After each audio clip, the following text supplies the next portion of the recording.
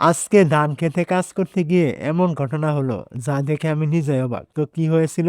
আজকের সকালটা শুরু করলাম আমার সবচেয়ে প্রিয় সঙ্গী পোষা পাখিটার যত্ন দিয়ে। কারণ আর কিছুক্ষণ পরেই ধান খেতে কাজ করতে বের হতে হবে। এখন যদি ওকে খাবার না খাওয়াই তাহলে আমি ফিরে আসার আগ পর্যন্ত ও না খেয়ে কষ্ট পাবে। তাই আগে ভালো করে খাবার খাইয়ে দিলাম। তারপর নিশ্চিন্তে মশারির ভেতরে নিরাপদে রেখে দিলাম, যেন আমি না থাকলেও কোনো বিড়াল, কাক বা অন্য কোনো প্রাণী তার কাছে কোনো প্রকার সমস্যা করতে না পারে। এবার চলুন রওনা দেই ধান ক্ষেতের পথে। ধান খেতে এসে সবার সঙ্গে কাজ শুরু করে দিলাম। সবকিছু ঠিকঠাকই চলছিল, কিন্তু কিছুক্ষণ পর এমন একটা ঘটনা ঘটলো যা একদমই কল্পনা করিনি। হঠাৎ দেখে আমার পোষা পাখিটা কিভাবে যেন মশারির ভেতর থেকে বের হয়ে সোজা চলে এসেছে আমি যেখানে কাজ করছিলাম। তো যদিও আমি বাড়ির পাশেই কাজ করছিলাম, তাই সরাসরি পাখিটা আমাকে দেখে আমার কাছে চলে এসেছে। ওকে দেখে একদিকে অবাক হলাম, অন্যদিকে ভয় পেলাম যদি কোনো বিপদ হয়ে যায়। তাই আর কাজের কথা না ভেবে সঙ্গে সঙ্গে পাখিটাকে আবার বাড়িতে নিয়ে নিরাপদে রেখে আসলাম। ছোট প্রাণটার নিরাপত্তার কাছে কাজও যেন হার মেনে যায়।